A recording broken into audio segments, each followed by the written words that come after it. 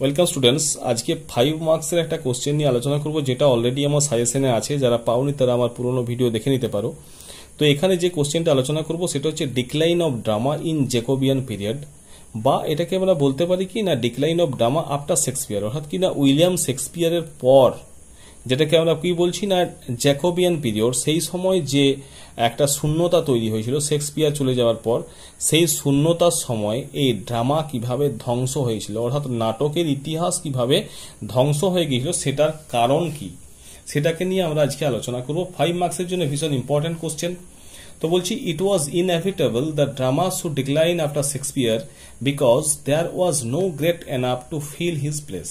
অর্থাৎ এটা একটা অবশ্যম্ভাবী হয়ে গিয়েছিল। কেন না এই নাটকটা ধ্বংস হয়ে গিয়েছিল, নাটকের যে ট্র্যাডিশনটা সেটা ধ্বংস হয়ে গিয়েছিল। কেন না এই শেক্সপিয়ারের পরে সেরকম কোনো রকমভাবে যোগ্য কোনো ব্যক্তি তার জায়গাটা, অর্থাৎ উইলিয়াম শেক্সপিয়ারের মতো একটা ফিগারকে তার যে জায়গা সেই প্লেসটাকে পূরণ করার মতো সেরকম কেউ ছিল না। ঠিক আছে, দ্য কজেস আর, এখানে আমি একটু জাস্ট সংক্ষেপে লিখে দিয়েছি, দ্য কজেস আর কারণগুলো কি কি কি জন্যে এই ড্রামাটা শেষ হয়ে গেল না successors of Shakespeare's lacked Shakespeare's genius and moral insight. অর্থাৎ শেক্সপিয়ারের পরে যে সমস্ত নাট্যকাররা এসেছিলেন তাদের মধ্যে শেক্সপিয়ারের যে জিনিয়াস ছিল সেই জিনিয়াসটার অভাব ছিল, অ্যান্ড মোরাল ইনসাইট, এবং তাদের মধ্যে যে নৈতিক যে অন্তর্দৃষ্টির ব্যাপারটা ছিল সেটাও কিন্তু উইলিয়াম শেক্সপিয়ারের মধ্যে যেটা ছিল সেটা ওদের মধ্যে ছিল না।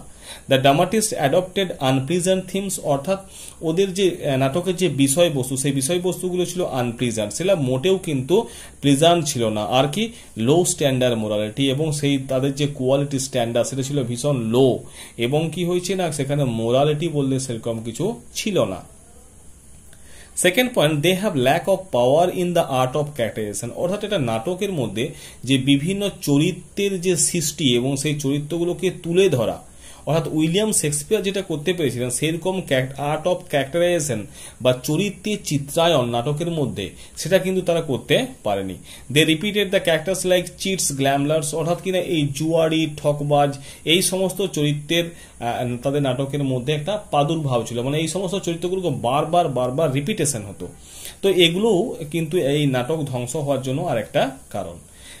থার্ড হচ্ছে কি decline can also be seen in the dramatic technique, their blank verse become weak and rapid. অর্থাৎ ড্রামাটিক টেকনিকটা, অর্থাৎ তাদের নাটক লেখার যে স্টাইল, যে ডিজাইন, যে টেকনিক, সেই টেকনিক তাদের মধ্যে ছিল না।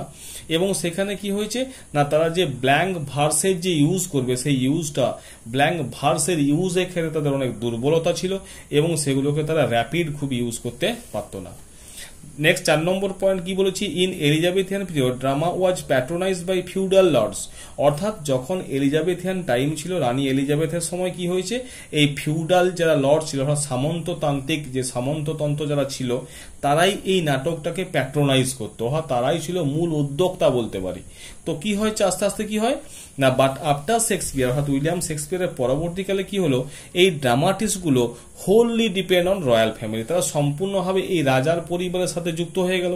তাহলে তাদের নাটকের বিষয়বস্তুটা কি হচ্ছে না ওই রাজকীয় টাইপের, রাজ পরিবারের সাথে সম্পর্কযুক্ত, বা সেই তৎকালীন সমাজে রাজ পরিবারের বিষয়বস্তুগুলোই তাদের নাটকে উঠে আসতো, যেখানে কমন পিপুল, যেটা সাধারণ মানুষের সাথে কোনো অ্যাটাচমেন্ট বা কানেকশন ছিল না। ঠিক আছে, তো এইভাবে কি হচ্ছে না in this way theatre was cut off from common পিপুল, অর্থাৎ এইভাবেই কিন্তু এই থিয়েটার, নাটক তোমার এগুলো সাধারণ মানুষের কাছ থেকে দূরে সরে যেতে লাগলো। তারপর কি না নেক্সট যেটা পয়েন্ট সেটা হচ্ছে দেখো, the Shakespearean balance between romance and realism is replaced by narrow social activities.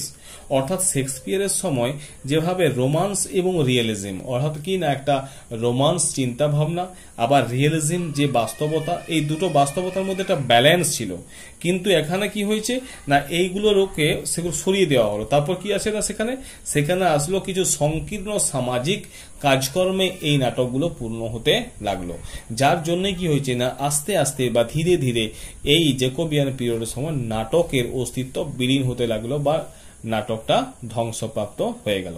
তো মাই ডিয়ার স্টুডেন্ট, তোমরা এইভাবে 5 মার্কসের কোশ্চেনের আনসার তোমরা লিখতে পারো। আমি তোমাদেরকে বোঝাবার চেষ্টা করলাম, আর অতি অবশ্যই তোমাদের পরীক্ষা ভালো হোক সেটাই চাইবো। আর যদি তোমাদের মনে হয় যে সেকেন্ড সেম তোমাদের যে স্টাডি, সেই সেকেন্ড সেমের কোর্সটা তোমরা আমার সাথে চালিয়ে যেতে চাও, তাহলে অতি অবশ্যই আমার সাথে কন্ট্যাক্ট করতে পারো, কমেন্ট করে জানিও। Thank you very much.